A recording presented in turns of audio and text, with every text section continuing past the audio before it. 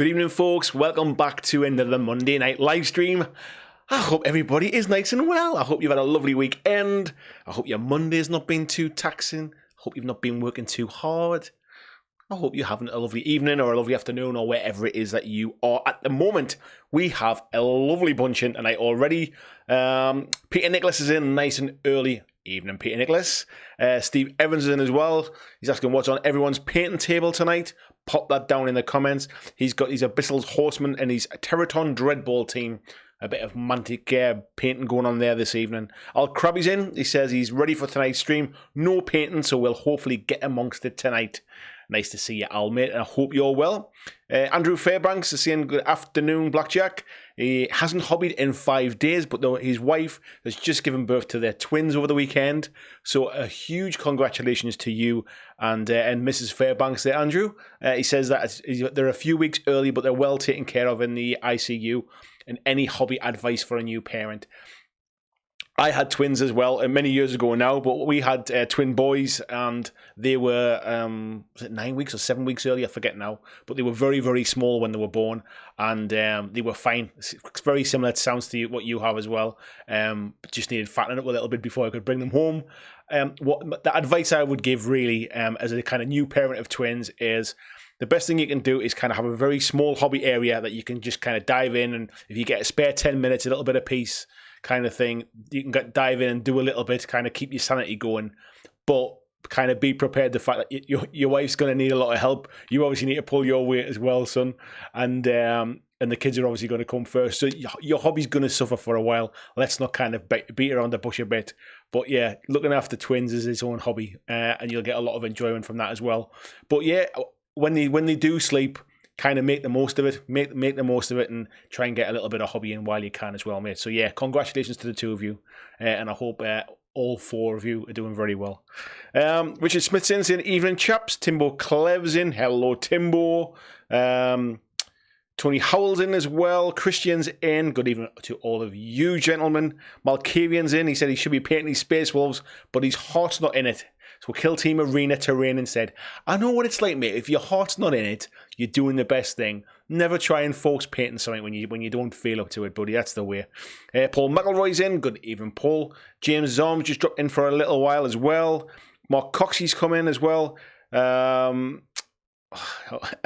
it's becoming a bit of a catchphrase now. It's jumped off the top of my screen. It's all of a sudden a flood of messages coming at once. Busey's in as well. Nice to see you, Busey. Al Cluley's in. Rob Zunk's in. Glenn Seymour's in. Chris Warden's in. He's saying, has the party started? It has now, you're here, mate. Bobby Clark's in. Bazza's in as well from Underdog Painting. Tony Booth's in as well. Tony Booth Leiden, I should say. He says, oi, he got in early for once. Ben Davies in, saying, good day from Melbourne. Good day to you too, sir. Matt Mountain's in. He's saying, evening, Blackjackers. How's our hashtag Monday going? I am panic painting scarecrows for a tournament in 2 weeks. The thing with the scarecrows, mate, I would say you can get away with, like, you know, like a kind of like a base coat and a wash to get them done quickly. But knowing your standard of painting, mate, there'll be none of that happening. I'll be amazed to see just how nice they look for your kind of speed painting. That's for sure. G Daddy Gamers in. Nice to see you. Deep Red. Hail and well met. Legacy is. I love that phrase, mate. Now, always nice to see you. Joss is in as well from the Netherlands. Good evening, Joss. Flyer Mammal's having a wave there as well. Evening, Flyer Mammal. Corley's in. He said he's just cracking on with more orcs for February's Kings of War slow grow. Yeah, so January's just closed out with the first milestone. I was absolutely blown away by the amount of people that's kind of sort of gone through that 250 points. There's a few people that started a bit later as well, but are wanting to get on board with it. If you're sort of still wanting to get on board, don't feel like you've missed out. You can still come and join in as well. So we'll get some links up in the Facebook group. We'll get some links for the Facebook group up in here tonight as well. And yeah, it'd be great to see if you want to come and paint your Kings of War army. The idea is just to get an army painted, just to show that it is possible. I always thought getting these big armies on the table was like, you know, it's way out of my league. And I'm doing this to kind of get the support of you around me as well. And it's completely blown me away just how many people have got on board. Mantic today did a bit of a Mantic blog, and they shared some of the progress pictures of people's armies. There was a few folks from this group that were up on there as well, and they looked awesome to see them up there. And Mantic said some very kind words about the slow grow campaign in kind of, you know, in its total, to say how happy they've been with the community that's grown around that. So it's thanks to you lot for that. So yeah. Kings of War. February is here, so 500 points by the end of February. Smashing through it, everyone. Mark's in. Mark Berclough. Evening, Mark. Palmsy's in as well. Nice to see you, Palmsy. Next episode of your zines getting ready to come online, I think, soon. So, yeah, we'll look forward to seeing that, mate. Let's see. G Daddy Gamer. Who else? Baz is saying he's hungover tonight. Hungover on a Monday night, mate. That must have been a good weekend. Animus is in as well. Hello, Animus. How are you doing? See if I can find that now, since he's jumping around again. Phil Johnson's in as well. He's got his Plastic Sisters Canonesses on the paint table. Deep Red's doing some Fireforge Teutonic Knights. Christopher's working as usual. You can't all have fun, mate, can we? I'm sure you get your time off a different time. Bloggy's in as well. Tony's got his Obsidian Golem on. Blizzards is in with his Snow Trolls, stomping their feet and demanding for paint. Simon Morton's in. He's saying, "How your first ever live stream for me." Nice to see you, Simon. Hopefully it won't be your last, mate. Richard Smith said he's got some monsters and creatures from the Atlantis minis up for Chilling Wargamers February painting challenge. A Cerberus, a bear, a troll. Can't wait to get cracking. Nice. I'm starting to see quite a lot of challenges and stuff cropping up now, and I'm not suggesting for 1 second that I've got the monopoly on kind of kicking these things off, but it's good to see like these communities coming together and getting these challenges going. Richard said he's going to proxy them into Warcry. Beauty's got some chain rafts and some stormcast going on, sorry. Josh has got his Iron Golems just been finished and he's on with the Untamed Beast. Marco's in as well, says finally able to join live. Marco, how you doing, mate? Nice to see you. You've had a busy few weeks as well, mate, so nice to see you. Tom D's in, VJ's in as well. Good morning, VJ. Hello, Tom. Scott Longworth's in as well. Hello, Scott, mate. How are you doing? He says, "What are you painting, Andy?" I'm in the middle of doing my Kings of War dwarves at the minute. I've also got some Burrows and Badgers stuff on the paint table. I'm kind of sort of switching between the two to have a bit of a break. And I've also just signed up for a Warcry event in April with Red Rose Wargaming. I think they're going to announce it soon. I don't know if it's been announced yet, but I've told them I'll be going. So I think I might paint a new Warcry warband up for that as well. So yeah, lots happening, mate. Lots happening. Henry Mendes is in, just finished his Unmade. Goresk's in as well. He said he's just purchased all the new Warband cards and the Spire Tyrants. That's probably a good point to kind of mention about tonight's chat. So the topic for tonight's chat even, is we're going to be talking about power creep. Now, I'll explain what power creep is in a second for those that maybe are quite new to gaming or don't really know what I mean. But what's kind of prompted this is there is a lot of chat on the Warcry pages about all of the new Warband cards that have come out and how this has really changed the game up. There was obviously always a bit of a chat about how the original sort of Warcry Chaos Warbands were slightly underpowered against the AOS ones. That seems to have kind of stepped on again now. There's a lot of chat at the minute around AOS groups.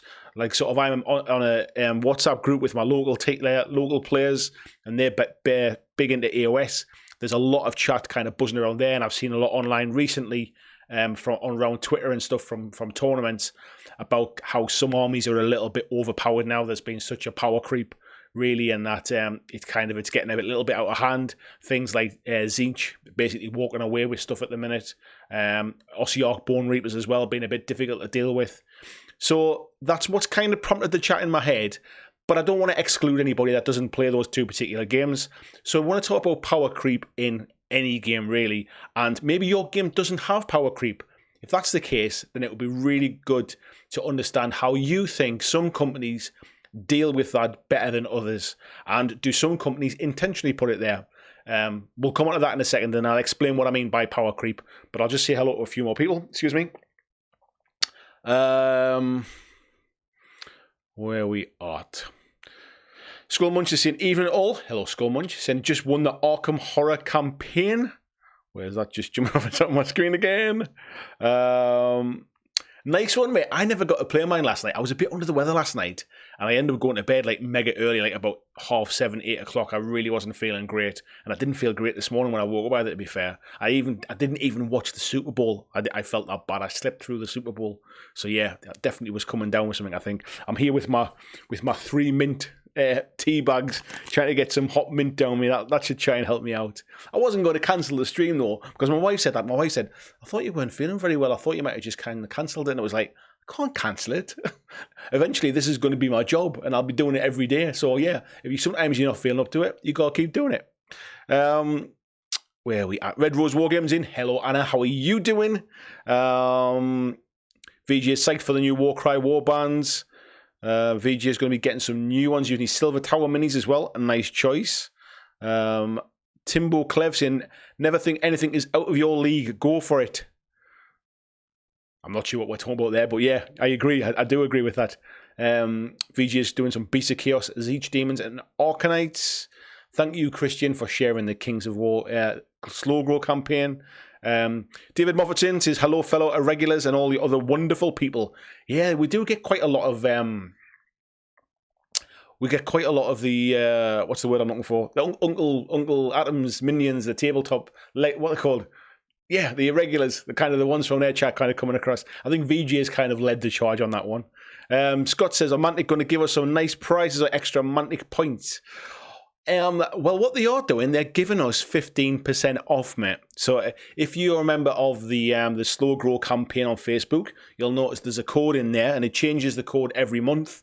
And that gives you 15% off from the Mantic store, which is an awesome thing. And they're also hosting in April, the end of April, they're hosting like 1,000-point mid challenge celebration. So yes, I think they're going well above and beyond, to be fair to those guys. VJ said he finally got around to watching the mini wargaming Kings of War 3rd edition back rep and decided to get into the game. I saw that, mate, in the Patreon group. Really glad to see you getting on board, mate. Where else are we at? Paul McElroy said he's got his Legion Tauntauns on the paint table. Tiberius is in as well. Nice to see you, mate. Timbo Clevs, OG Chaos Warband or AOS ones. Yes, OG Chaos bands. That's the ones I mean, mate, versus the kind of the AOS ones. Scott's got Burrows and Badges as well. Richie said he's loving the friendly community challenges. Loosely holds you account as well. It does, mate. It's never been my idea is to kind of beat people over the head for missing deadlines and stuff. It's almost just kind of, it's a lot more casual than that. But you do feel a little bit of like, oh, that date's coming. I should. You know, then times when you think, oh, I don't think I'll bother painting today, and then you think, actually, you know what it is? I'll do 10 minutes. I'll put the washers on and I'll leave them overnight, kind of thing. It's just that little bit and little and often, and you churn through this stuff. It's amazing how much it works like that way. Let's have a look. Any new faces in as well as we're looking down there? We've got the Bod76. Nice to see you, sir. And Kieran Burns in. Nice to see you, mate. 12 Neefs in. Richard Smith says, do you think they're going to become a bit like seasons to force the new hotness? If you want to stay competitive, as just no one has practiced against the new war bands. That's probably a good point to kind of dive in, I think. So I'm going to go off on a bit of a ramble now about power creep. If you do want to ask me a specific question, please put at BlackJack Legacy, and it'll highlight the question on my screen so I see it, and I can come back to that later on, because otherwise I never know where to dive back into the chat. So, power creep. What do I mean by power creep? So, what it means, or as far as I'm concerned, what it means is that with every subsequent new army, or with every subsequent new warband or new models that come out, the power instantly makes them the most powerful army. So that basically, let's just go back through. Let's start with the warbands for Warcry as an example. So we had the Stormcast, all the cards, all the other bits and pieces came out. They seem to instantly have a bit more powerful than the original warbands. And when I say the original ones, I mean like Iron Golems, like Untamed Beasts, like Unmade, like Splintered Fang, that kind of stuff. Then again, next release, we've got the new cards have come out for the new warbands again, and again, there's been a bit of a step on in that power levels, and people are starting to already kind of point at certain things, saying, "Oh, that's a bit over the top." sort of with a lot of like shooting power things, and people are talking about Skaven being a bit overpowered. I've not seen the cards yet, so I can't really comment. From an AOS perspective, it's been happening recently, so the new, whatever the newest battle tome that comes out seems to instantly become the latest kind of broken list, if you like. We've got Caradron Overlords are coming soon as well. Everybody's already talking about some of the combos in there that seem to be a little bit unbeatable. What I'm talking about is that basically each subsequent army that gets released basically goes straight to the top of the pile, and certainly with GW games seems to be a little bit overpowered until FAQ comes out, which doesn't always rein them back too far, but might get rid of some of the really heavily broken stuff. Now, we can kind of tie that in when it comes to kind of the meta of a game as well. And the meta is basically what is the common way to exploit the rules to get the best out of them, about min-maxing, that kind of stuff. And what tends to drive the meta is power creep. So as something new comes out, everybody either decides to pick up the latest filth, as it gets called, or they try to adapt their lists or write a specific list, knowing that for their army, that will combat against that kind of very powerful army. And it becomes a one-trick pony, but they know when they go into a tournament, they're going to see lots of the same army because that army is really popular. And then the next army comes out, and everything shifts again. Everybody jumps onto the new army. They start to build lists to combat that new army, and the meta shifts again. So when it comes to kind of meta around competitive play, and when it comes to this kind of power creep, there's always this latest thing comes out. Now, there's a couple of different aspects to it. One is people tend to think, and I can't say that I disagree with this, is that this is intentional. It's a way to sell new models. The latest armies come out. What's a surefire way to make sure lots of people buy them?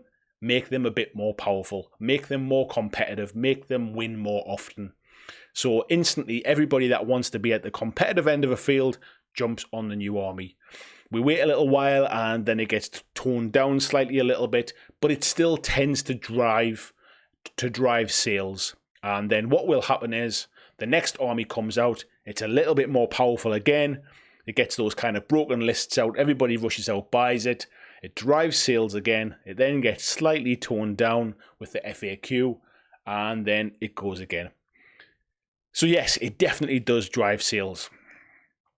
The other side of it is that it makes a competitive game, it can leave a bit of a bitter taste in the mouth. There's a lot of people at the minute are really kind of complaining about AOS, and I don't play it in tournaments, so I can only speak secondhand on this.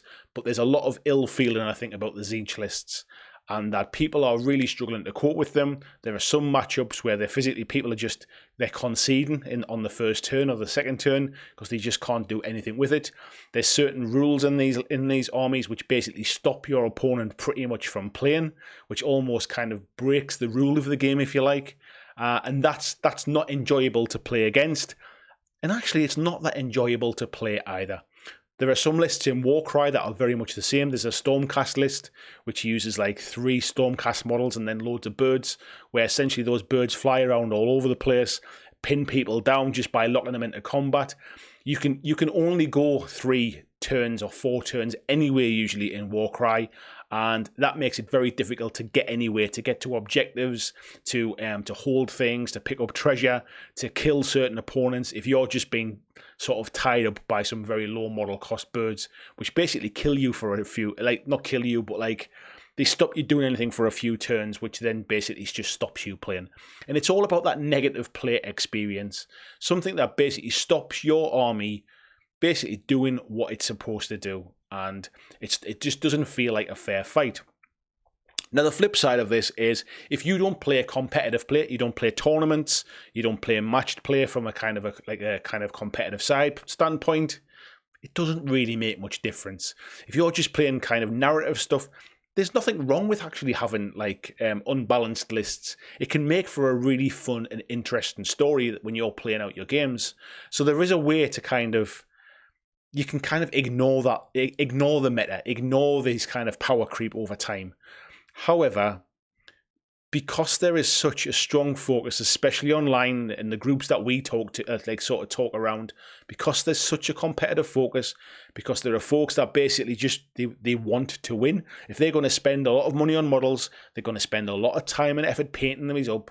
They want to win. They want to feel like they're getting something back for for all that hobby time. So what tends to happen is, unfortunately, people get a bit peeved about it. It creates this negative player experience, and they're basically crying out for companies like Games Workshop, in this instance, to fix these lists, to do something with them. They complain about things not being play tested. They complain about things not being balanced or intentionally not balanced, and it can create quite a toxic community, I think, sometimes. Now, there are some games that just seem a lot more balanced, a lot more finely balanced, and I'll come on to some of those games in a minute, and I'll explain what I think the biggest difference is and why I think we are where we are with games like Warcry and like EOS. I will say that actually it doesn't spoil EOS for me.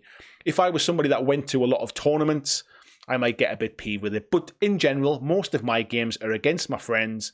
They're not really kind of tournament gamers either. They're not chasing the latest hotness. They're buying the cool models that they like the look of. And I think that if I had a list that was so overpowered and it stopped my friends from playing, I probably just wouldn't play that list. So you almost have to kind of self-police yourself when it comes to that kind of stuff. The onus is taken away from the manufacturer, Games Workshop in this instance, and the onus is back on the player to basically not be a dick to their friends. It's very different, I understand that, when it comes to competitive gaming. So I'll jump back into the chat now, and there's a few more things I want to say about it as well, but I will jump into the chat and let's see what we've got, because there's a few things that are basically I think people have called out a couple of things for me to pick one. So the Bod76 says, do you think the new Skaven have misprints in them, especially the Clan Rat leader points? Yeah, the Clan Rat leader basically says 45 points, and there's a lot of chat saying that it should be 145. Now, I'm not entirely sure. Maybe you can only field one of them, which makes me think it could be a bit of an outlier. Maybe it's intentional, because I've also heard that if you make an entire Clan Rat army, it fits perfectly with that 45 point model. So I'm not so sure yet. It's going to be interesting to see if they FAQ that. I can't believe they missed a one off the front, but hey, who knows? There is a lot of talk about it, but it'll be interesting to see how quickly they mention that, because that's not even like an FAQ. That's just that's like, we've made a mistake. They should come out really quickly and say that. So we'll see what happens with that one. We shouldn't have to wait for a errata for that one. Where we are, Steve Evans saying, are there going to be tickets for the Slow Grow Mantic Day or invitations? And I'll see in the question above, mate. To be honest, mate, I've not finalised it with Rob and the Mantic guys. I think what we'll do is we'll probably offer up tickets, but if you think about it, there's probably about 150 to 200 people. It might be even more now in that group. There's obviously a lot of overseas folks who probably won't want to make it. So I don't think there's going to be any problems getting tickets, but it will certainly be advertised to to the Slow Grow folks first. But you'll get plenty of notice, mate. Don't you worry about that. Where else we at? Christian's sharing the link to my Patreon there as well. Thank you very much, Christian. Yes, you can help support the channel from as little as $2 a month. Think of that as buying me a cup of Starbucks once a month just to say thank you. At the minute, I'm obviously doing these live streams. I'm trying to get sort of other videos in as well. But yeah, very soon we'll start to see that output really ramping up now as time starts to free up a little bit. Tom D says, so let's stop buying. Yeah, no, there's an idea. It's quite interesting, because one way to combat this is for everybody just to go, no, I'm not going to buy it. However, there's too many people in the hobby who want to win. And some people, unfortunately, want to win at all costs. And if that means buying the latest filth, and then the only way to, it's that the old adage of if you can't beat them, join them, that's what happens. And that's why when you see some tournaments for certain games, you see the same lists at the top of the tournament roster. You still have to be able to play them, but what happens is the best players wipe the floor with everybody else, unfortunately. Where was that one? Timbo is saying, I think that's been AOS for the last 2 or 3 years. To be honest, mate, it's the reason I dropped out of AOS. I've said this many times. I had a Beast Claw Raiders army. They were never going to be top tier. I like them because I like the models. I kind of like the lore around them. They basically were just useless when it came to sort of like some of the scenarios were basically like have more models on the objective than your opponent, and it's like my entire army's like 10 models or something. So yeah. Timbo saying those birds are annoying. Yes, they are. Al says, absolutely agree. It's the way to sell models. Centurions in 40k have been impossible to get. I hear as they could be used to gross effect after the recent update. If you remember when 8th edition first came out, there was a lot of fly and spam lists, wasn't there? And very quickly, well, I say very quickly, GW quickly got onto that and basically like stopped this flying, this like spam the flyers list. But what they'll tend to do is they'll let it go just for long enough to everybody buy loads of flyers and make a few more quid, and then they'll come down on it. And that's all. It's almost, and I don't even know if it's just like, am I being kind of basically pessimistic to think that these things are intentionally kind of overpowered, knowing that FAQ will come in and just kind of tone them down a little bit. The problem is everybody then has books that are out of date, and that to me just feels wrong. Basically, what happens is the entire world becomes their play testers, and then they fine tune it from there, don't they?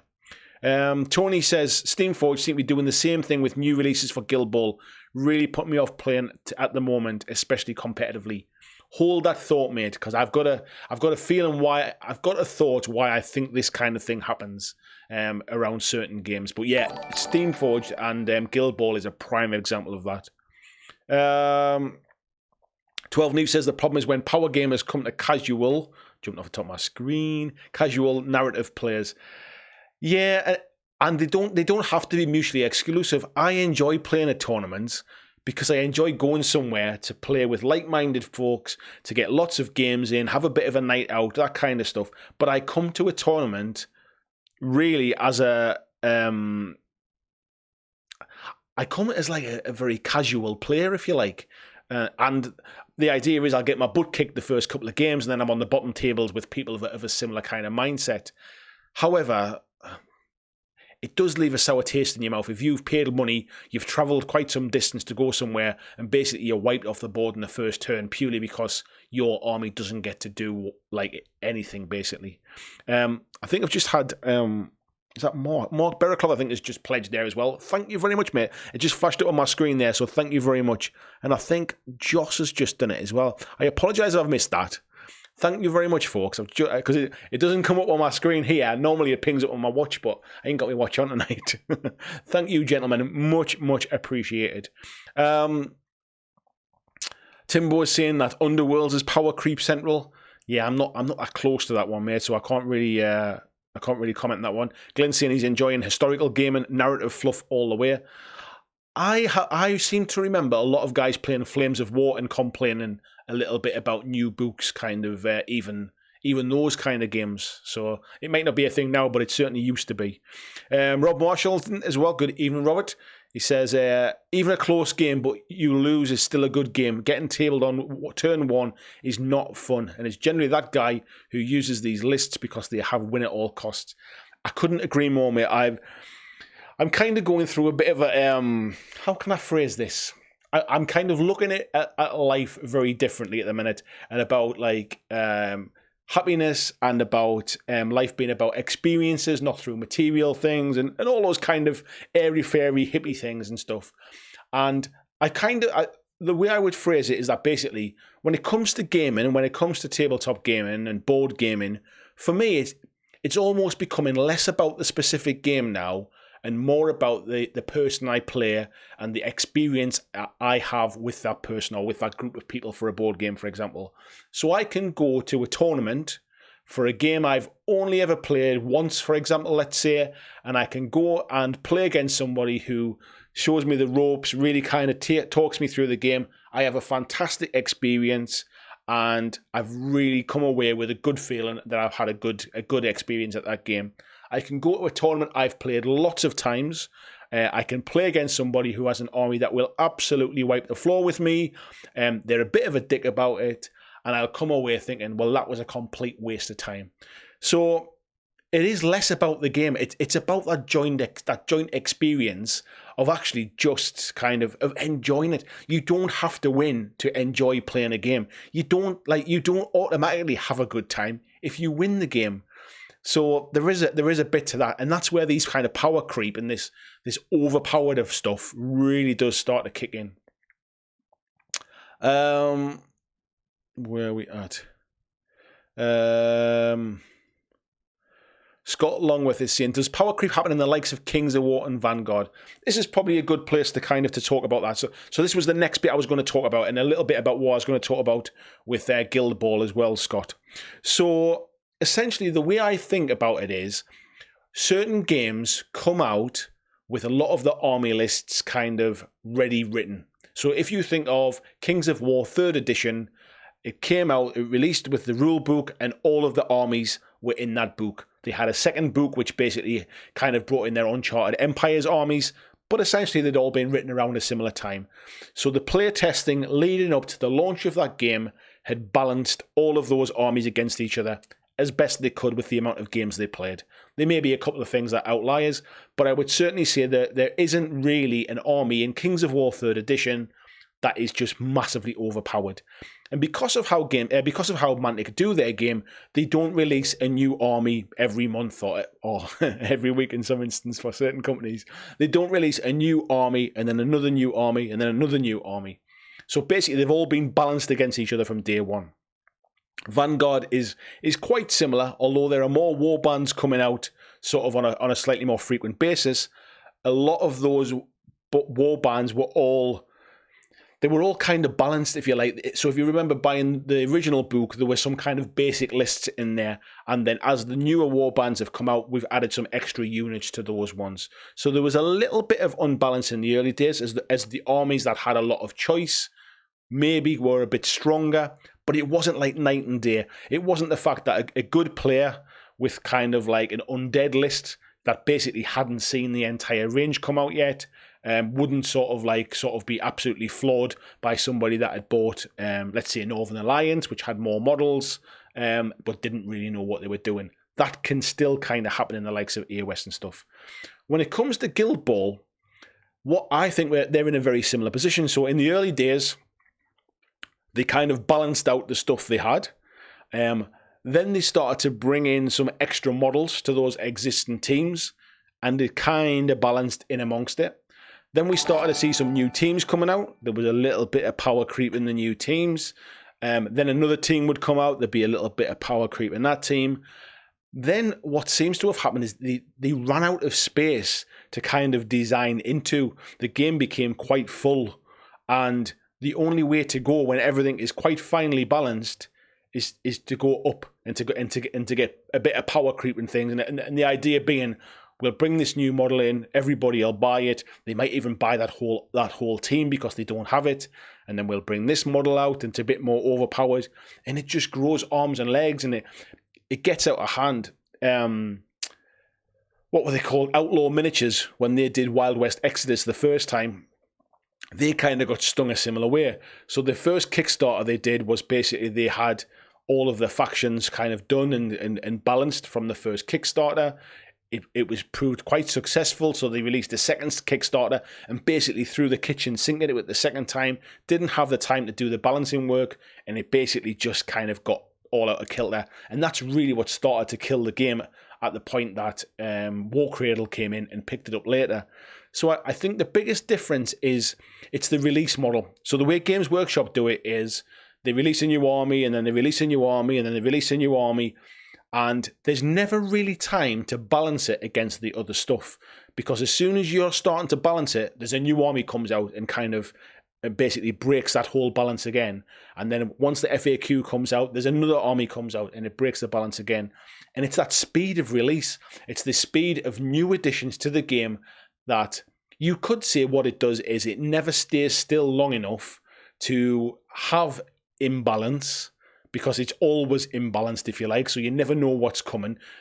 Or you could say that basically it's release rate is too fast, and if you're wanting to play at the top levels, you're just going to have to keep jumping on them new armies, which obviously is a very good sales model.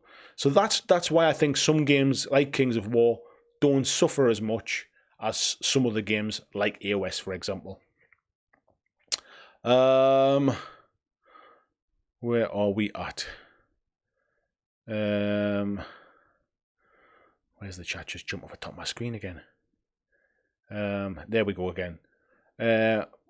Mark is saying, greetings from California. It says, Snackle Wolf here. Enjoy this while working away. Nice to see you, buddy. Another one of the Patreons in tonight. Thank you very much. Glyn says, power creep is the deep-rooted basis of all GW games. There's a few people that have said that. I can't comment on all of the games, just the ones I've played. Dominic's in as well. Evening, everybody says. Evening, Dominic. How are you doing, mate? Haven't seen you since the weekender.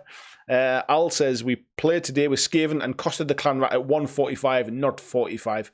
It's obvious when you look at the stats. I've not looked close enough at it, mate, but it'll be interesting to see how quickly they respond to that. Steve says, date already sorted with SWMBO. I need to remember what that is. I'm not even going to try and guess it. I'll probably embarrass myself. Scott says, is there any local clubs in the northeast that play Kings of War? I need to try it. There is, Scott. If you check out Battle Bunker in Sunderland on a Thursday evening, there's a group of guys go down there. That's the Northeast Mantic Gamers. They play lots of Kings of War. Battle Bunker in Sunderland is now starting to stock Mantic products as well, thanks to a little bit of nudging and cajoling maybe from me to Clive at Mantic as well. And so there's definitely a bunch of gamers in there, mate. And there's a lot of guys play Vanguard and Kings of War as well at Newcastle Warlords, which is every other Thursday at Forden. So yeah, there's a couple of options there, mate. It's gone from having nobody in the northeast playing to quite a good little scene now, mate. Richard says, do you reckon we can build our own communities through by orchestrating play scenarios to encourage a certain part styles? I think there are smaller communities kind of who do spring up around kind of more narrative gaming. Unfortunately, they're not the vocal majority online. They're not the ones that kind of are ranting and raving going, I played this game last night and I lost and I should have won and it was just because we had this scenario. Like, they're not the vocal ones. They're the ones that share the pitch and go, had a great game last night, really enjoyed it. And everyone goes, all right. But because they're not ranting and raving, they're not causing drama, they don't get the attention. It's one of the reasons I don't do so. I don't come off and kind of kick off and moan about stuff like some channels do.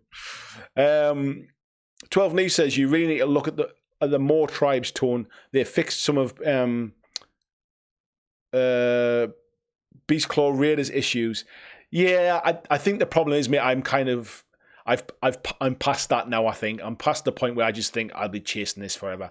I wouldn't mind having a little army just for a kind of, maybe just to play the odd casual game, but the game's got too many extra rules now, I think. It's like every army comes with special rules rather than it just being in the core book. So yeah, it's quite difficult to keep up with, especially if you're just playing it quite kind of very infrequently. Joss is shouting 100 viewers there. Everybody's shouting about the mug stuff. Now, I've just looked up on my screen there and see 106 people watching. So yes, we have passed the 100 viewers for the night as well. So yes, I will be doing the mug giveaway at some point. I now need to find out how to do it. I tell you what I'm going to do, right? You don't have to do it this second, but after the stream is finished tonight, I want you to come back into the comments. And I want you to tell me, let's think, what should we say? I want you to tell me what your favorite game is, right? So I'm looking to see what content to do later in the year. It was my Friday question in the Facebook group. I want you to tell me what your favorite game is in the comments for this video, and then at some point over the next week, I will draw it out. So that means anybody watching now, there's 107 people in the chat now. You all know what to do. Anybody that watches this stream back later afterwards, if they've watched it all, they'll know what to do as well. And I'll draw it on. I'm not going to tell anybody about this anywhere else. Only people that watch this video will know about it. If you go into the comment section, you've got until next Monday go into the comment section on this video. I don't think you can comment until the videos kind of come. It's not when it's live, it's afterwards. So don't everybody switch off and go looking. Comment in the comments with what your favourite game is, what you'd like to see me covering on the channel, and then on next week's live stream, I'll draw a winner out for the mug. There you go. So there's 110 people in now. That you should have a 1 in 110 chance of winning the mug at the very least, I think. So yes, there you go. The bot is saying there's only 30 likes though. I ain't giving. If I've only got 30 likes on this video and 110 people watching, I am not giving a mug away. Where are we at? Dominic says, Andy just lost a mug. Yes, a Christian saying there's a mug giveaway as well. Also, I don't think it's done intentionally. I genuinely think it's a consequence of such a complicated system with frequent releases and updates. I hope you're right, mate. I hope you're right. Pauliman's in as well. Nice to see you, fella. He says, I kind of like how Infinity does releases. They rarely release entire factions in isolation. They'll release a few models for multiple factions each month so you don't get runaway factions. That's another way to do it as well, mate. And I do agree. I think Corvus Belli do quite a good job of it. They do the same thing as well with Aristea as well. And the beauty with Aristea is because there are factionless, basically you pick any models you want for your little kind of your team, if you like. As soon as something new comes out, if they're good, people will buy them. If they fit with a certain playstyle, people will buy them. But it's not a case of like, oh, well, there's just this overpowered thing come out and I can't compete with that. You can go and buy it if you want, but they tend not to be like kind of overpowered. Marco says, I hope this won't happen with Suit of Fantasy Brawl, but can't see how this can be stopped. How can you keep balance with many units? Power is like inflation, tends to go up. Yeah, and I think Super Fantasy Brawl will have the same thing as Aristea as well. That basically, because they're factionless, you can choose any 3 models you want. Those options are open to everybody. I would say that they have play tested and balanced a lot of minis in the early waves that I'm aware of. Obviously, Mythic have let go quite a lot of their staff now in Newcastle. Basically, as far as I'm aware, pretty much all of them. So people like Stu, who was doing a lot of the rules writing and the play testing for that. I know when he and Josh, I think it was, were doing it, I've got absolute faith in what they were doing. I've got no idea what the future holds. But yeah, but because it's factionless, because you can choose any minis you want, it's probably less of an issue. So for example, if something came out for AOS that was absolutely broken, but every army had access to it, it's kind of balanced because everybody has access to it. So I think that's probably the way around it, I think. Miniature Adventures is in. It says, love tournaments, but unfortunately I'm not competitive. That annoys people at times and they confuse competitiveness with enjoyment, so they feel I don't take the game seriously. How serious do you need to take a game? Do you know what I mean? I know some people are. It's their entire life and stuff like that, but they'll soon find their level. If they're wiping the floor with people, if you're not taking the game seriously, then just accept the win. Don't worry about it. But I'm like you, mate. I'm more about having fun, and I'd rather I said, look, just take the win before we play. Just have the win. I'm not bothered about it, but let's just have a fun game. Let's enjoy the game. I'd rather have that sometimes. Tiberius is saying the Flames of War Mid-War Monsters book had you able to field more Jagd Tigers than were ever built. Yes, that is one way to kind of to power creep, isn't it? Mark says, long time coming. I've always loved the vids and these streams. Just need to say thank you and the rest of the guys here in the chat. Thank you, Mark. I'm assuming that's about the Patreon, mate. Much appreciated, mate. Yeah, it's. I will say anybody that isn't a member of the Patreon thing, there's some things in the background, and I apologise they're taking long. I'm still waiting for a company to get back to me with some details about the dice and stuff. There are some things coming, so keep watching for that. But what I would say is we do have a Discord group for the Patreon members.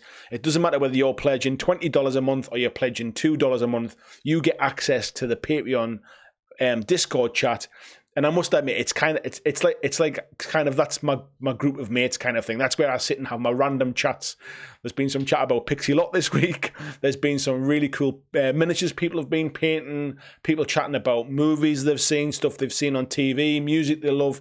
It's a much more varied kind of hangout place, and it's it's not like it's spread around lots of different Facebook posts. It just throws everybody into one big pot, and it's just like having a big chat in the pub type thing. So yeah, if you enjoy these kind of rambly chats on a Monday night, and you want kind of like a kind of like a cool community to hang out and have those rambly chats kind of the rest of the week, 24 hours a day, the Patreon group is great for that. So for only $2 a month, you get access to that. So for me personally, I'd pay for that. You know, even just that $2. So yeah, it's cool to have you in there. So yeah, Mark, check out the Patreon. If you go into the Patreon posts, you'll be able to read them now because they've been unlocked for you.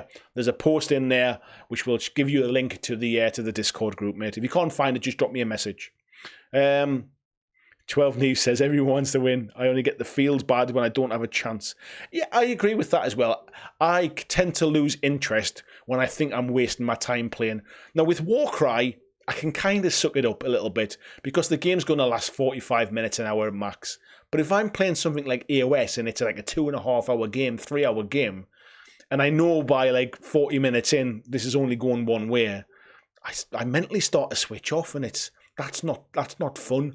I just want to feel like I can quite happily play like a 2 or 3 hour game if I feel it's kind of, you know, it's got some back and forth to it. If I feel like, oh well, I might have lost this bit, but I might not be able to kill him, but I'm gonna go after this scenario. If I can win that scenario, that's like a small victory for me, kind of thing. And that's when you almost start playing the narrative aspects in your head a little bit. Steve Evans says Andy's turning to hippie. He'll be growing his hair long and smoking dope. Let me just say, mate, I don't think I can grow my hair long. Smoking dope's an option. Yeah, I'm not going to go all hippie on the channel, mate. But a lot of this has come. Probably some kind of midlife crisis, really. But just I've been chasing career my entire life, and I've got to a point where I've just kind of flicked the switch, and I thought it's not about what my title is at work. It's not about sort of how much money I earn or any of that kind of stuff. It's about being happy, and it's about getting up every day and enjoying yourself. And so yeah, then I've started reading all sorts of kind of sort of strange stuff.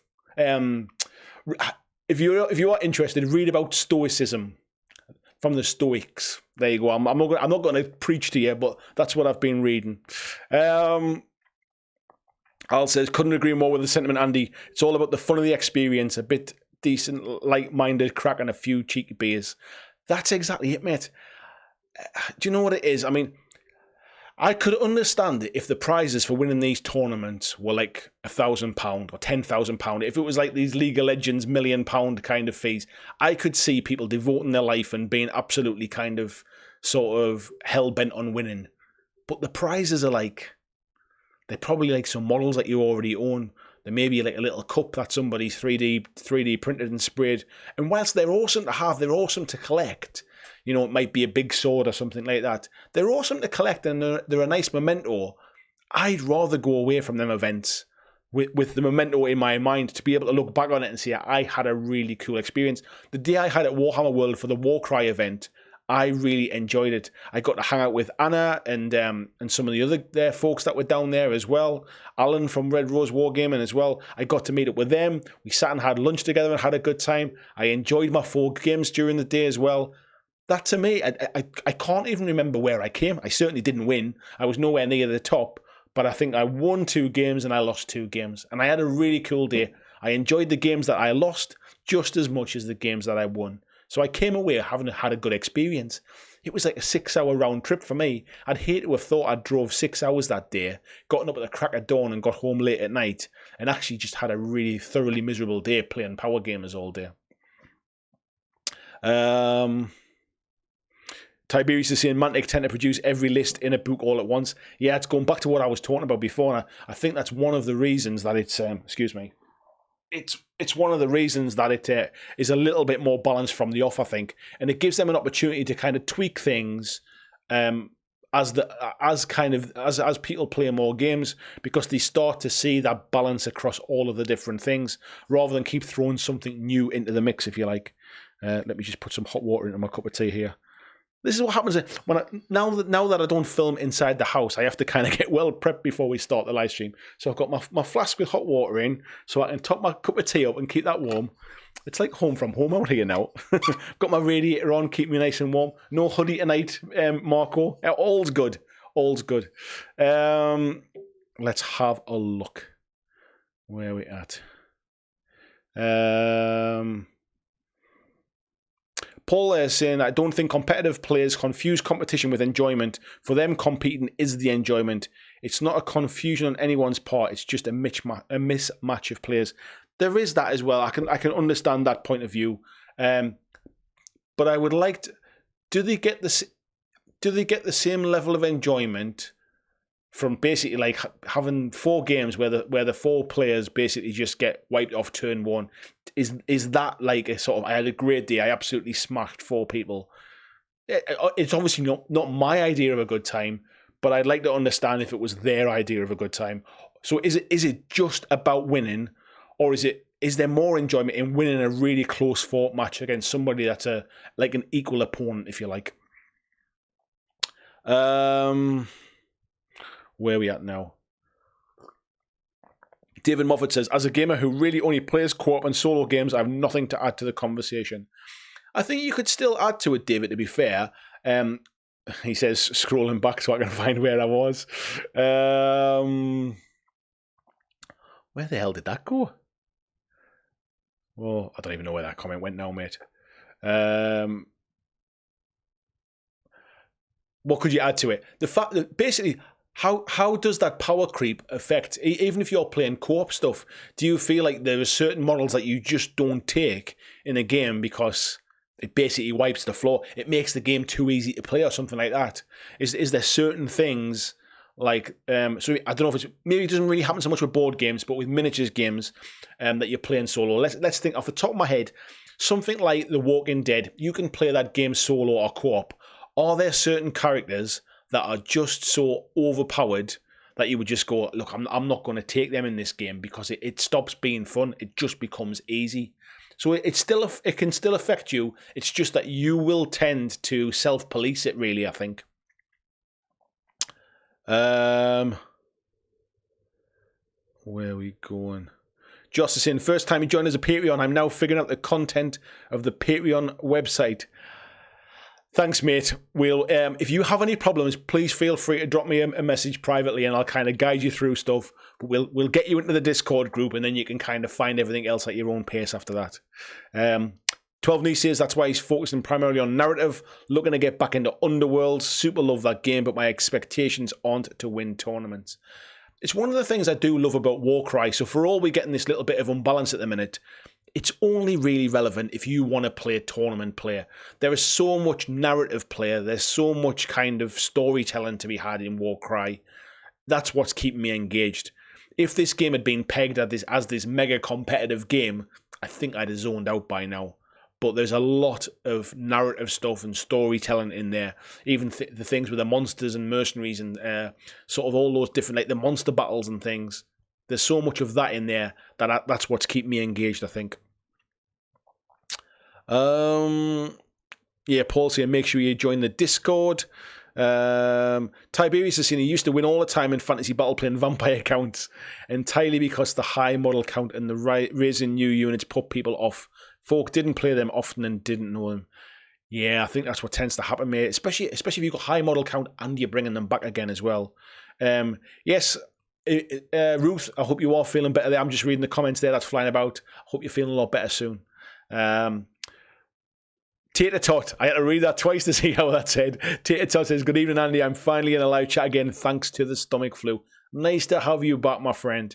12 Neef saying he's looking at the Warhammer Quest games. Can't really super optimized characters in that. Yes, I've got Silver Tower, and I really do like that game as well. You can pick your kind of the models you want. You can still not list building as such. You just pick the cool model that you want. But yeah, they're all relatively well balanced, I suppose. Bobby Clark says perhaps playtesters let exploitable rules slip. I'm laughing because I've thought this in the past. Playtesters let exploitable rules slip through the net as they are not competitive enough as gamers, or perhaps don't have enough time to test properly due to busy release schedules. I've had a feeling That might happen at times. Almost a case of why should I've found these little loopholes in this list. Why should I tell you so that I can exploit it when the game comes out?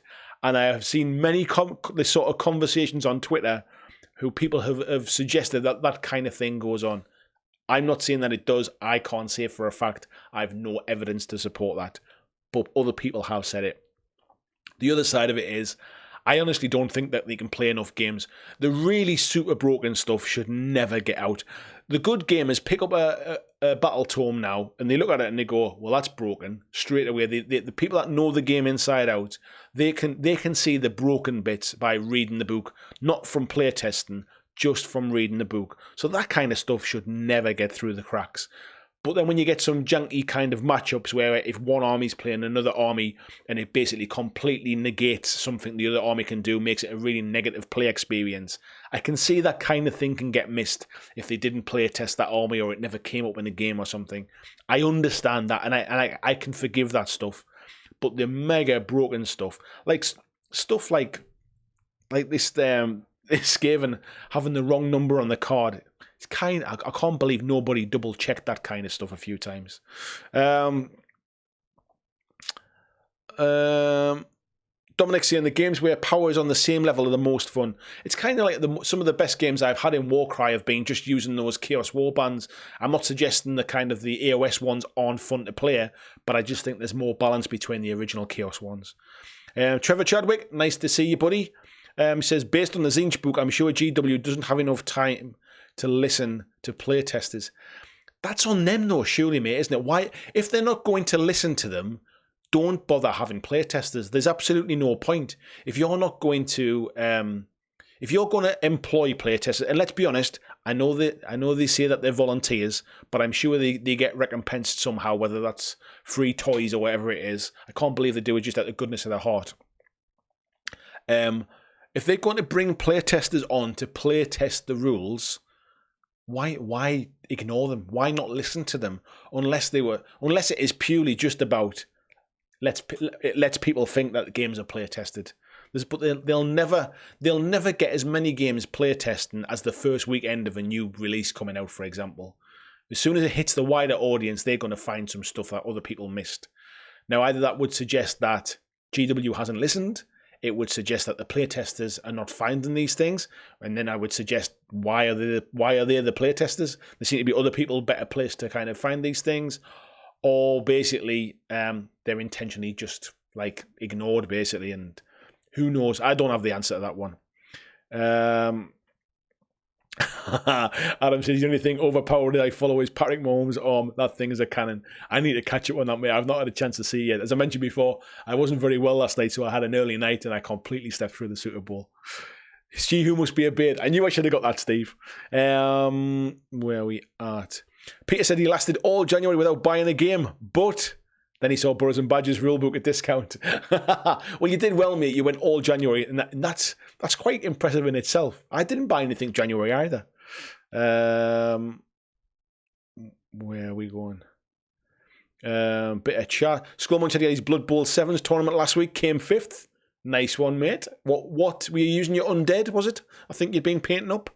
Bazooka J Rambo's in, says evening all. Evening, Rambo. Oh, excuse me, my throat went dry there.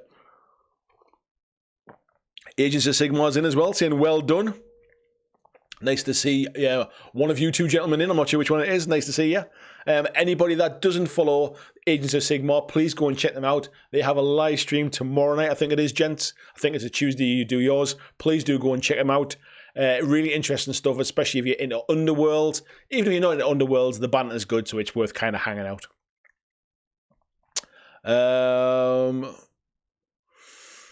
Robert Marshall saying, anyone who subscribed to the Mortal Realms got any ideas when we get it? I've heard that it's kind of starting to ship, mate, so it shouldn't be too long as far as I'm aware. We got Thomas in as well. Everyone's saying free mugs. Somebody said they saw 111 at once. I can't remember what. I think it might have been 114. Might have been the most I saw I get up to. It's a Sigma saying, keep it a secret, keep it a secret. We've got Utu Banubi. Nice to see you. Says there's no Dice Miniature Paint Guy stream tonight, so let's raid somewhere else. I've no idea who that is, mate, but thank you for coming to my stream instead. James Taylor's in saying good evening all. Glenn Seymour saying missed out on the wooden spoon. Where are we at? Scott Longworth says you can give me the mug at work. I'll just sneak one in for you, mate. Yeah. I've never really mentioned that, Scott, on the stream. So Scott happens to work at the same place that I do. And I think, do you know what it is? When you bumped into me when we were last at work, I kind of got a little bit, I didn't really know what to say about him, mate. Where we at? Where we at? Mark Burrowcloth says there's 52 likes, but still low. Hope to 115 watching. 52 likes. How many likes we got now? I think sometimes you have to refresh it, don't you? Let's have a look and see if we've got how many likes. How many likes we got? We got 60 likes. Not too bad. We should have more though. Who else we got? Jason Collins says power creep also pushes purchasing new models. Yes, mate. It definitely does. And that's why I tend to lean on the side of, from a company point of view, it's not always a bad thing, is it? Let's be honest. If it pushes people to buy new stuff. And at the end of the day, if, as I've mentioned, if you're not a power gamer, if you're not a mega competitive gamer, new stuff is great. It's good to see new stuff coming for your game. It keeps you interested. It keeps new people coming in. It keeps the game fresh. But when it comes in and it breaks the game, that's when it's gone that little bit too far. Gene saying you can build a game. Hello, Gene, by the way. You can build a game vertically or horizontally. You can either crank power or provide different ways of doing things. You can, but I think when you're... a game can become bloated. It can become too big. It's one of the reasons games like Magic the Gathering, like Underworlds, have seasons where they rotate things out. Miniature gaming doesn't do that, or very rarely does that, I should say. So almost in theory, you could imagine AOS almost rotating stuff out because it becomes so big and overwhelming. New models coming out and stuff. You can imagine 40k doing something very similar if it was designed to be very competitive and it was designed to be played at that level, but it isn't, so it doesn't. But yeah, that's the reason they have rotations out, because basically things just get too bloated to balance it out. So what they do is they get rid of season 1, season 3 comes in. They get rid of season 2, season 4 comes in, and that way you keep the size of the pot manageable. You can't balance something that is like 5 years worth of stuff, if you like. And I think that's where some of this stuff does get a little bit like that. Crabby saying, so to win the mug, you need to ask what my favourite game is. I thought we were mates. I know what your favourite game is, mate. You just need to write it in the comments. I don't really need to know what it is. I need you to write it in there. Even if you write in there, you know what my favourite game is, you'll still go into the end of the pot. Age of Sigmar says, power creep's inevitable. Companies want to sell more models or they won't survive. I kind of disagree. Yes, they want to sell more models, and power creep is a way to sell models, but there are plenty of companies who don't do it that way. I think it's just that the major ones tend to, that's all. Glenn saying, Sean, we could ask Andy to play SBG. Somebody needs to teach me SBG. I've tried. I can't get into that game. 12 Nice says, my first games of Warcry were with power players, left a bad taste in my mouth. There's a lot of people who have said the same thing, unfortunately, mate, that basically they're just... It is a game where you can min-max, and I think that Stormcast list is a prime example of it. You can min-max your lists, and it kind of sucks the fun out of it a little bit. Dominic says, don't get me wrong, I like playing in games where you're uphill. That's good fun, especially when you're agreeing. Yeah, what's the word I'm looking for? Not isometric, but is it isometric? I think it could be. Basically where one war band or one army is kind of the underdog. They've got a bit of an uphill battle. But what you don't want to do is go into that game knowing it's an uphill battle and then just basically go, well, I can't really do anything. Do you know what I mean? You even if you get beat in that, but you last 3 or 4 turns, that might actually be like a victory in that kind of way. it's about how you frame it in your head. You basically just don't want that negative play experience. Tiberius is saying the Discord is actually worth the Patreon money, to be honest. And VJ says, I had a feeling it would. I have to thank you, VJ, for kind of nudging me to do that. I was always a little bit kind of wary that it would take away from the Facebook group, and that basically the Facebook would just end up repeating the same kind of stuff. I didn't use Discord before I set up this group, so I wasn't really sure what it was for, but I'm really, really glad you kind of twisted my arm a bit and that we set it up. We're getting, as the Patreon group is starting to grow now, I think we've got about 38, maybe I think with the two tonight, we've got about 38 people in the Discord, in the Patreon group. We're starting to get a good group in that Discord now of people coming in and having a chat. And some people come and go and kind of not in all the time. Some people are in there kind of 24 hours a day. But it's a nice bit of banter. Everybody's a good mix and stuff. So yeah, if anybody would like to, even just try it for 1 month, spend the $2, join the Patreon, just come and try it out for a month. And if you don't like it, just cancel it and you don't have to be part of it anymore. But I would say I think it's worth it as well. Mark said he's in. Nice to see you, Mark. Where did that just jump off the top again? Where we are. Skullmunch is saying Noxie likes posting pics of Pixie Lot, so if that's your bag, you need to get involved. Noxie did. That's why I've had to set up a separate Discord channel just for the Pixie Lot Appreciation Society. Mark said I do have a picture of her in a West Ham. Mark, don't make it worse.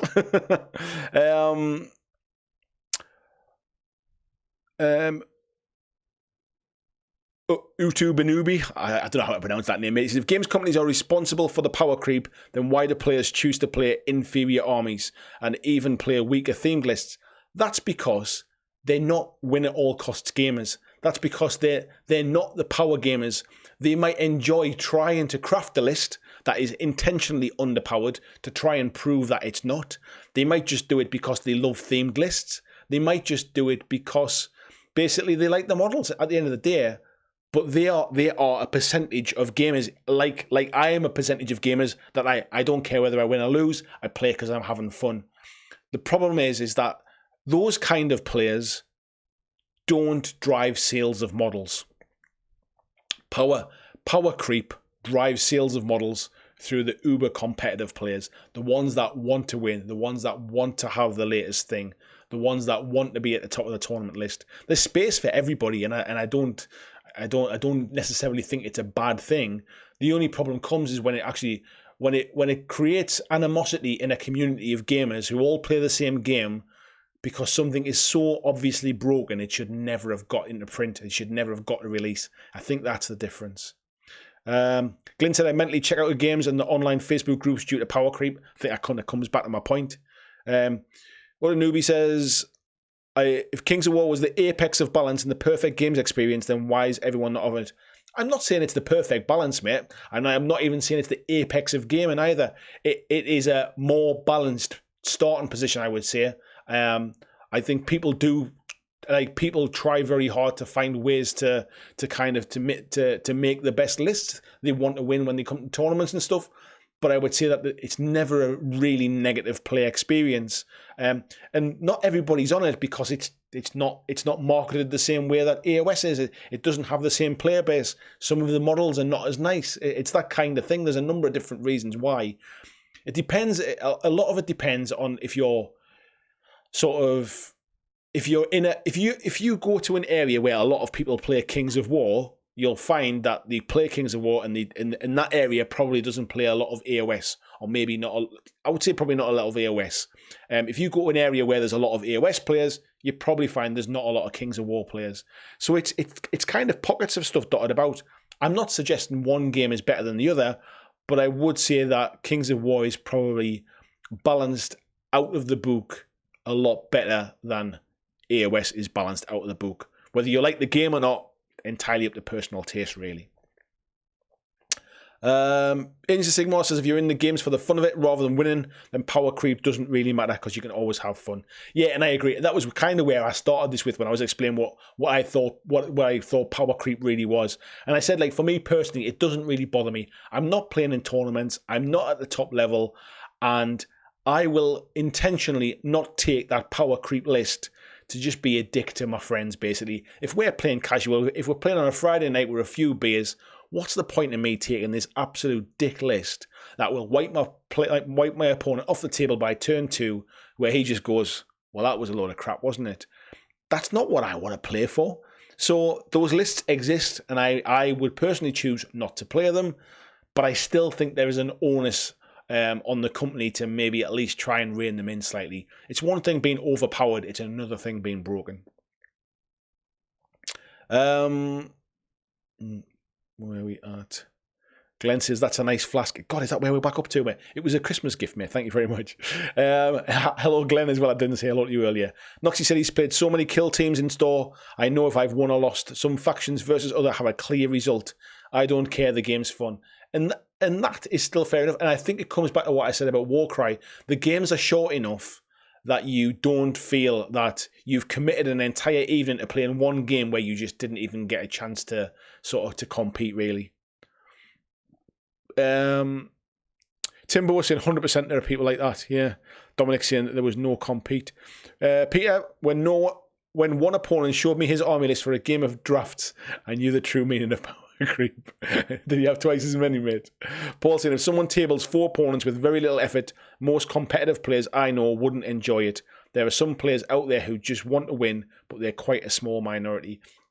Yeah, I think gamers in general who go to tournaments are a small minority. And then even within tournaments, you get like little factions of people. And I think some of this is what leads to these issues, basically, is that if you've got like a 24-man tournament, you might have one person who is a win-at-all-costs player. You might have 2 or 3 people who are really there to bring the latest, filthiest list, but want to have a good time doing it. They want to have a good match doing it. You'll have those mid-table people who are just playing the armies that they love. They've played them forever and they're really, really good at it, but they're probably going to be mid-table. And then you'll get the bottom end of the table, which are new players, casual players, playing themed lists, that kind of stuff. And I think the problem comes is you push all those different types of players together in a tournament. And then the bigger that tournament gets, the more chance there is of that kind of win-at-all-costs player playing the dude on the bottom tables in his first games, where basically just, he wipes him off the table. So I think that's what happens, basically. Think of it like the FA Cup. Like when you get down to the last few rounds, if you like, there's some decent teams left in there, but you can get some really, really one-sided games in the early rounds. That's why they don't put those kind of, like the Premier League teams don't even enter until kind of like round 3 or something like that. And the lower down teams have to qualify to get into the FA Cup. That's the reason they kind of spread them all apart. We don't do that in gaming because there's not enough of us. We just throw everybody into the mix and you get some really, really bad matchups in the first couple of rounds. Where are we at? Where are we at? Bloggy saying I can see power creep potentially being a problem with Marvel Crisis Protocol. I'm not sure. I mean, isn't that basically where you can choose anybody you want as well, which I think helps balance it out?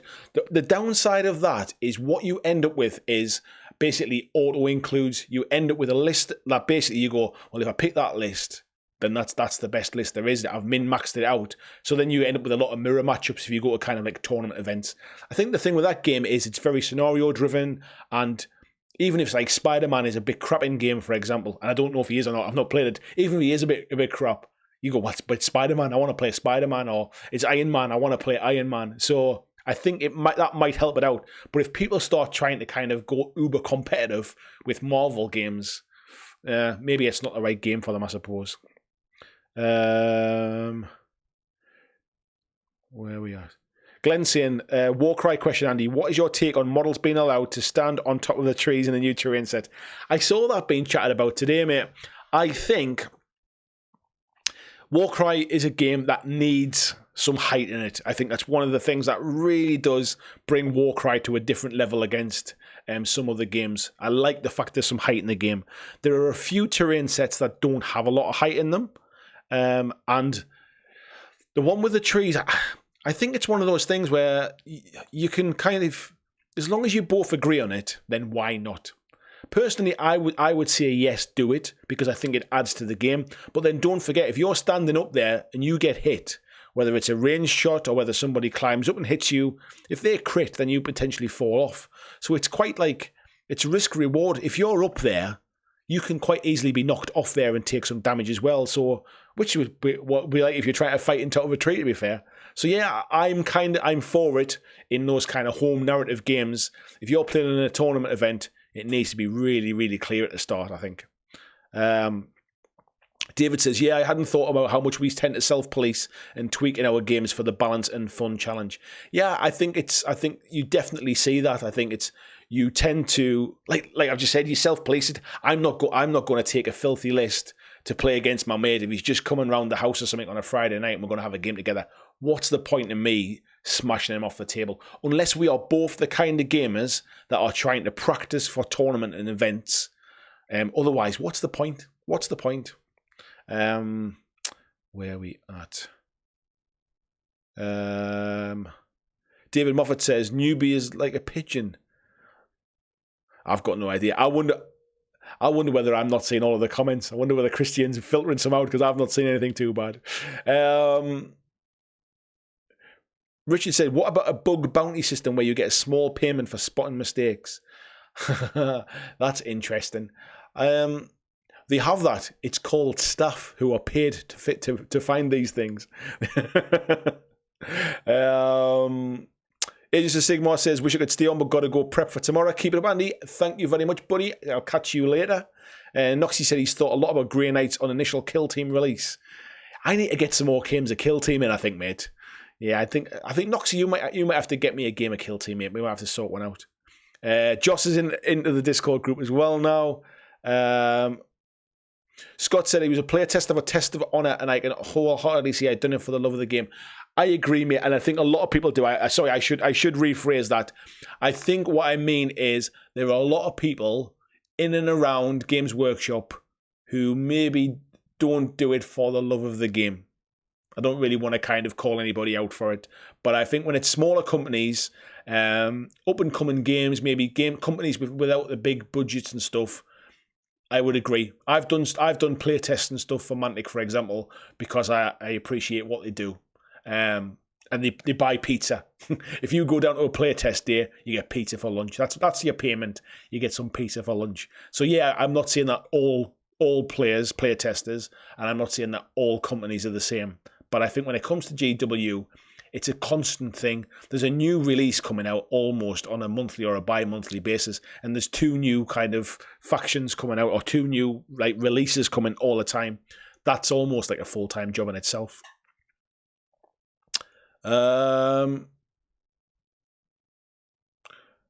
Where's this? Other Urban Newbie says you should listen to Vince Villantrella a bit more. He's an experienced RPG games developer. He said before you can spend all your life attempting to make your game perfectly balanced. If you'd seen any of my other live streams, mate, you'd have seen the one where I said that balance is a myth. I don't think you can ever perfectly balance a game. I don't think you'll ever achieve perfect balance. You can get relatively close, I think. If we really want perfect balance, then basically all armies have exactly the same stats. That's the only way you balance a game out. But we don't want that. We don't want perfect balance. What we want is the illusion of balance, and I've talked about this before. You want it to feel that when you are playing a game, you have as much chance of winning as anybody else. It might be that I take your model off the board with my first shot, and that really just throws the balance of the game out because that model has something special that it does. So therefore, balance is gone instantly. And balance will swing backwards and forwards as models are taken off, as scenario points are won, that kind of stuff. It's not about getting perfect balance, and I am not suggesting that for 1 second. What I'm saying is broken lists, broken rules that are spotted when you read a book rather than when you play test it on the table should never make it through because the rules writers shouldn't put them there and the play testers should pick it up instantly. And if one of those 2 things is not happening or it's not being listened to, that's very different. So yeah, I'm guessing you're not that familiar with the stuff that I've done in the past, but yeah, I'm not suggesting for 1 second that balance can be done. Mark said, I stayed dry for January, but off to Mantic next weekend, so God knows I'll come back with.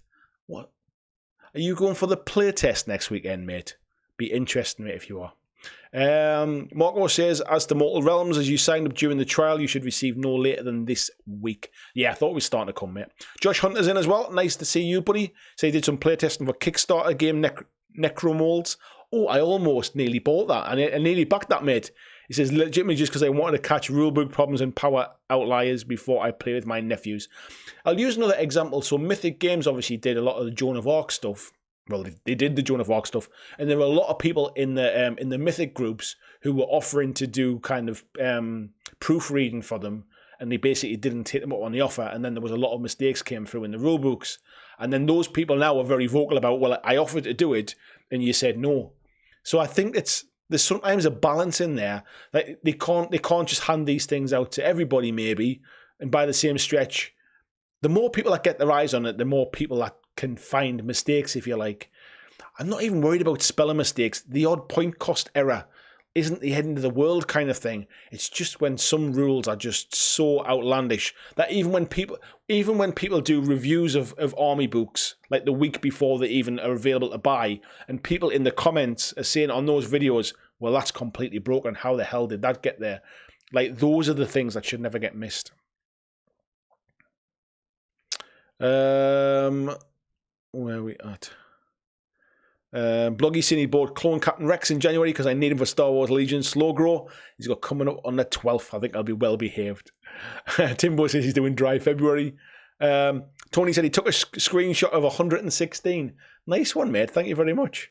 Where are we going now? Daniel Engel said a quick hello to help to get to 100. We've been there, mate. You missed it. We've been there. Where are we going? I'm just scrolling down the chat now as it jumps off the top of my screen. What time is it now? Oh, we're coming towards. Thomas is saying he's off. Have a nice evening, everybody. Nice to see you, Thomas. Lizzie Bingham says, unfortunately, despite the game, there are always people who seem to look down their nose at you. Most recently at Vanguard Tournament, where a player went to the TO as felt playing me was beneath him.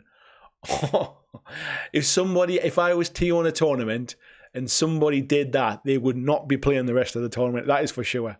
100%. I apologise on behalf of people around the world, Lizzie. That should never happen. Noxie says, I'm local, but sort of kill Team Tony. That's what I was thinking, mate, yes. Busey says, there's going to be a new Warcry starter set. There's been no mention of it, mate, and I can't see there being one anytime soon. Not now. The focus is on kind of just adding warbands and stuff to it.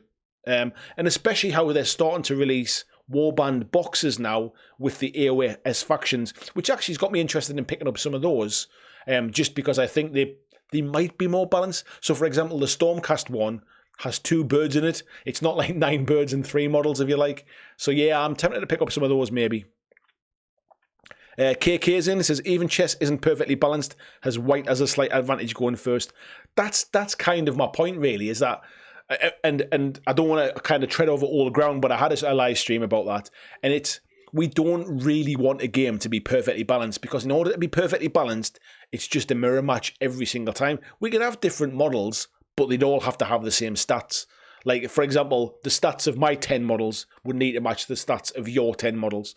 And if I've got 10 and you've got 9 models, but one of yours is slightly more powerful, the balance is gone instantly.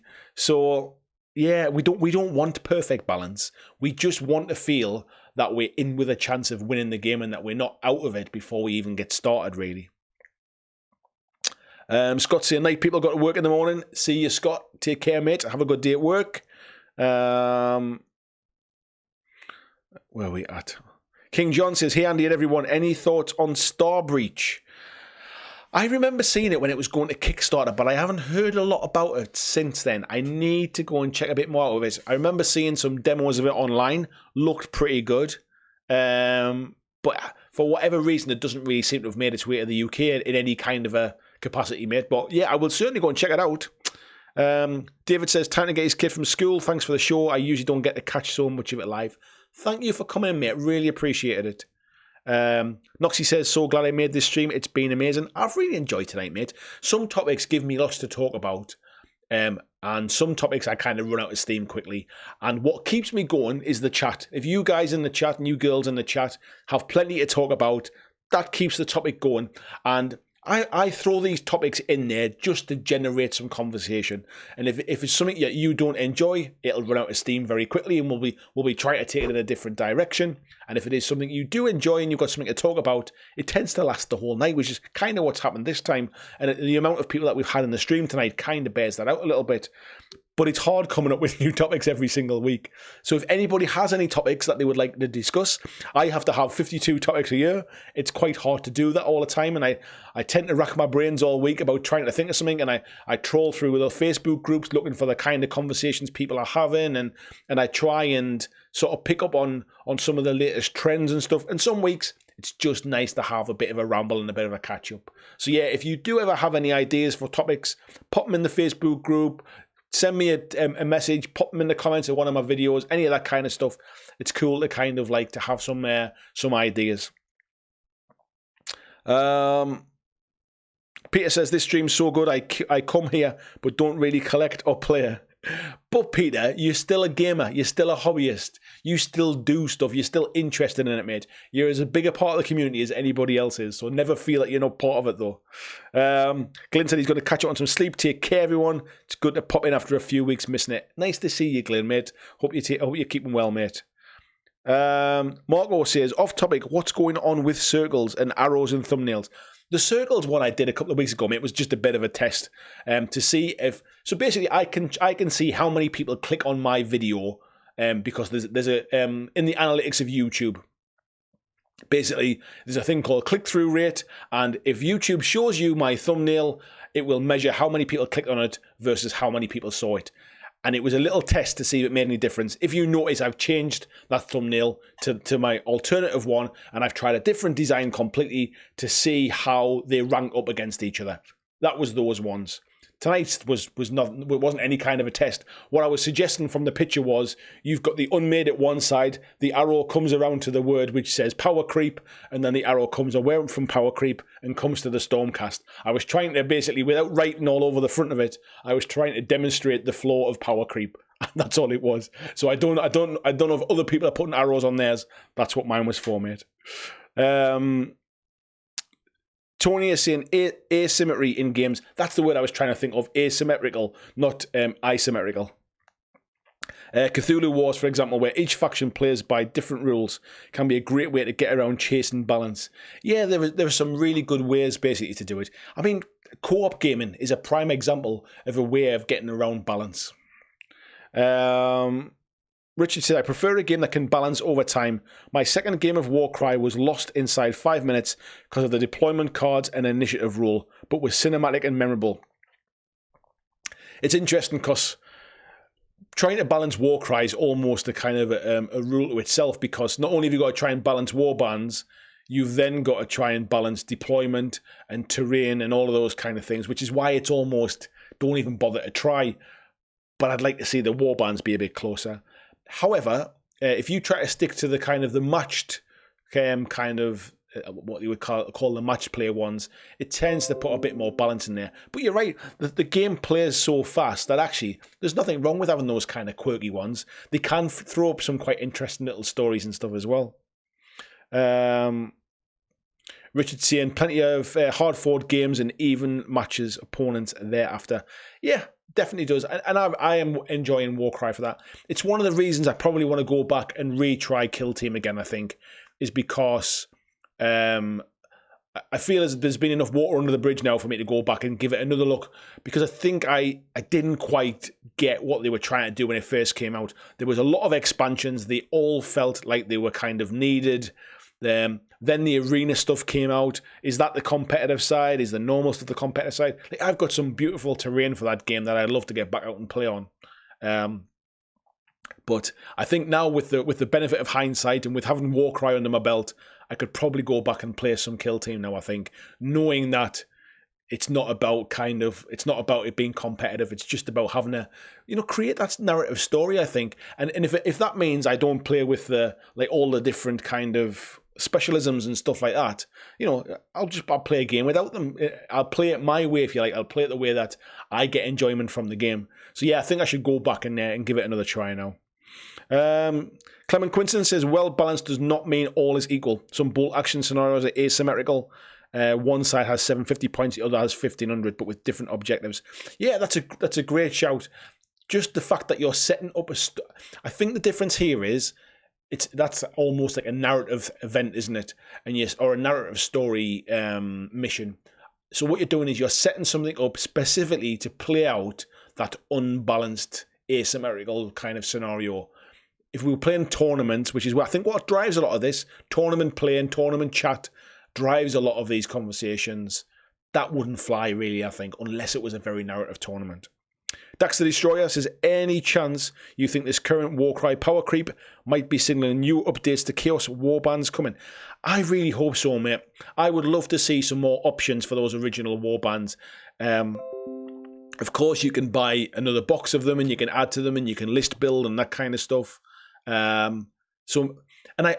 I think what's driven a lot of this is, and I'm guilty of this as well, I bought all of the original warbands, one box of them, and basically made 1,000 points, and then that was my list. I never went back and bought like a second box of them and tried to kind of min-max and, if I take 2 of these Rock Tusk Prowlers, that'll be better. Or if I take 2 Ogre Breaches, that'll allow me to do something else. Or if I take loads of snakes and drop this, I've never gone back and done that.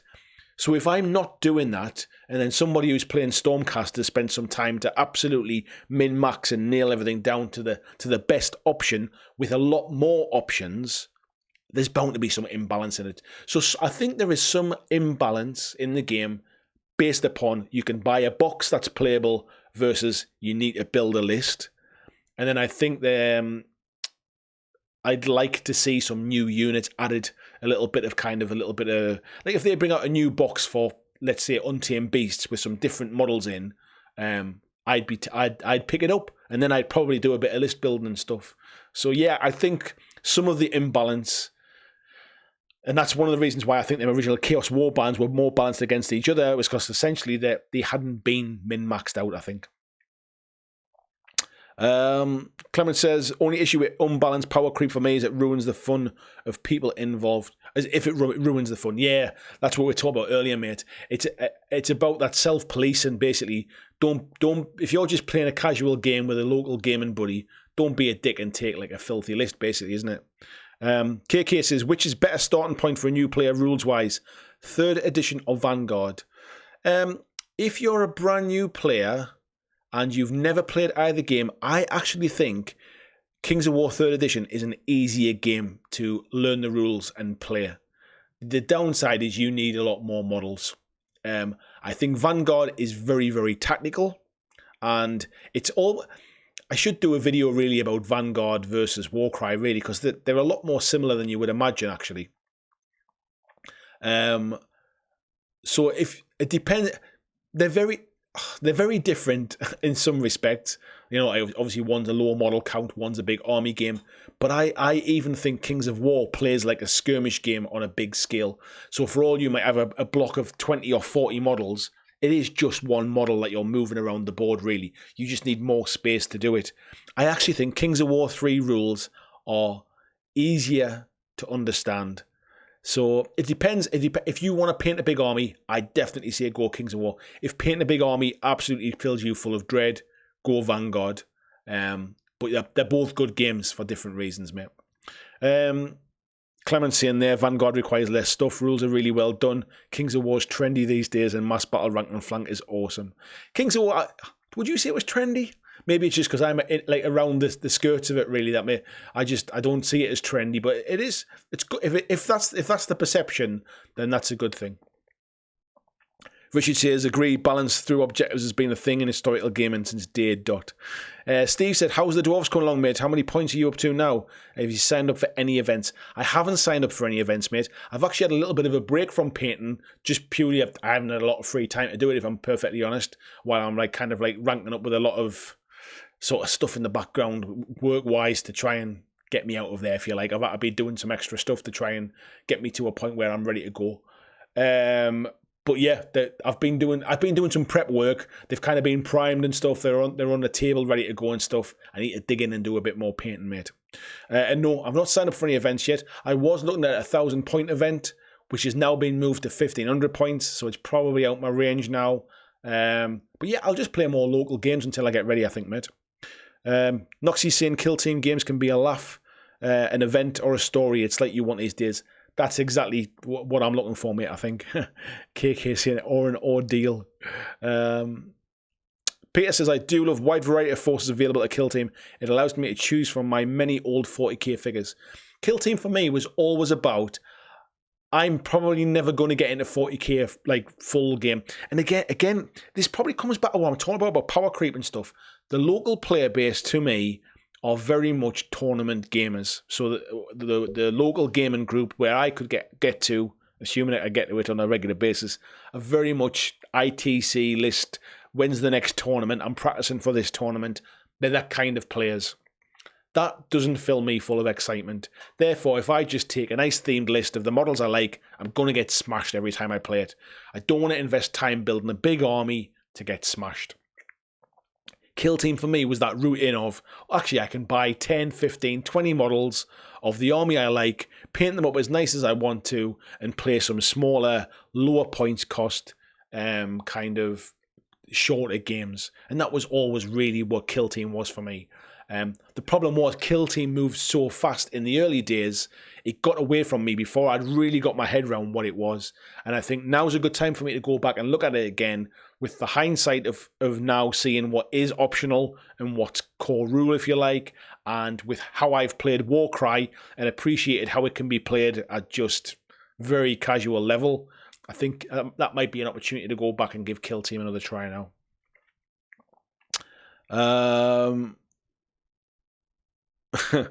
Richard Smith says, Kill Team ordeal. GW's next expansion. KK says, wait, I'm having deja vu about this conversation. Were you ever on the Countercharge podcast? I was on the Countercharge podcast, mate. You might well be having deja vu. I was on a couple of months ago, I think. Actually, I've been on twice. I was once on talking about Vanguard, and then more recently I've been on talking about Kings of War 3 and the Slow Grow campaign. So yeah, I might not be deja vu, mate. And Sean Blake says, what of the power creep in AOS? Things getting bad or roughly balanced? I'm not that close to it personally, mate, because I don't play it anymore now because of power creep. But from what I understand, and one of the things that led me to talk about this tonight is that it's probably the worst it's ever been. There is one or two armies that are just so far out, like outliers from everything else. Zeech is one of them. I think Ossiarch Bone Reapers have been taking a little bit of kind of sort of bad flack. I'm hearing that the new Caradron Overlord's book is a bit filth as well. So I think there's quite a lot of there's a lot of people that are who are tournament players who are feeling like they're just wasting their time unless they play like a Zeech list. And if they want to play like an older army that they've always enjoyed, they're wasting their time. And that's quite toxic really to a community. I don't like to see people arguing amongst themselves when it comes to toy soldiers, you know what I mean? And that's why it's a shame that these things get a bit out of hand. Steve says, I've got my first Kings of War tournament in a couple of weeks. Jack of Hearts, 1,000 points. Nice, mate. Nice one. You'll have to let me know how it goes. I think the guys locally are trying to get maybe a bit of a Kings of War tournament away. That might actually kind of get me to roll some dice in a competitive event. But my aim is to try and get them ready. I would have liked to have had them all ready to take to Adepticon, but that's never going to happen now. But yeah, I might see if I can borrow some and play a game while I'm there, I think. Noxie saying they did take Kill Team expansions too fast. Yeah, I had absolutely no idea. At the time, it felt like they weren't optional. It felt like you had to have them all, and I completely didn't know what the hell was going on, really. Now, looking back, I think it's a bit different. Timbo was saying, yeah, Bone Reapers and Slanesh are bad. Peter Nicholas is saying, if you play the basic Kill Team, it's still tactical, but without the mind-numbing complexity of model variation, tanks and flyers. Yeah, I think that's kind of where I like even to strip some of the rules out. So there's a lot of kind of tracking and keeping on top of stuff when it comes to like the specialisms and stuff. I think even taking that out would probably help me. Tibusi, I thought I had deja vu once, but it turned out I hadn't. Lizzie said, despite what is said online, didn't Augurs win one of the big AOS tourneys last week in the face of all the supposed power lists? I think it did, but I also think what the Augur list did was they built a list to specifically tackle the overpowered lists. So they knew that they were going to an event where they'd see loads of Tzeentch lists, for example, and I think they kind of took everyone by surprise. The problem is if you go to an event and it's a bit more mixed of different armies, that list's probably a one-trick pony. And that kind of thing can happen in the early days of a new book, but then tends to kind of go in a bit of a melting pot, really. But yeah, there used to be a guy in our... Oh, there still is a guy in our local group who used to play Tzeentch many years ago when the Tzeentch book was relatively new, and he pretty much won everything he played. And he was a good player, to be fair to him, but he pretty much won everything he played. And then when he sold his army and he started playing something else, he didn't win quite so many games anymore. And whilst he is still a good player, obviously the list he had, or the army he had, was obviously very, very powerful. And sometimes that can... People get a bit tired of playing against the same overpowered lists, I think. Anyway, folks, I'm running a bit over tonight because I've been enjoying that. So what I will say is thank you, every single one of you, for tuning in tonight. Thank you to two new Patreons as well. If anybody would like to join the Patreon, there will be a link for that down in the description of this video. And will I see you in another video this week? Hopefully. I've got a day off on Thursday, but I'm going to get some more of my tattoo done. So I think I've got like a 4-hour tattoo session on Thursday. So I don't think I'll be making any videos that day. And then what's happening this weekend? I feel like I've got plans this weekend, but I can't think what they are. So I will try and get another video out this week, I think, in amongst work meetings and traveling and stuff. But if not, you will certainly see me next Monday in next Monday's live stream. Don't forget about the mug giveaway. I'll repeat it now for the 77 people that way in. After this video, after it's not live anymore and it just goes up as a normal video to watch, go into the comments, tell me what your favourite game is, the game that you'd maybe like to see me playing on the channel when I get to go full-time soon and I've got loads of free time to actually start doing more video stuff. Go in there and do that. And anything else I want to talk about? I think that's pretty much it anyway. Thanks everyone for coming in. Maxo Bug just saw you coming in at the end there, saying thank you, Andy, love your work. Thank you very much, buddy. Hope you've enjoyed the stream. And yeah, thank you very much. See you all next week.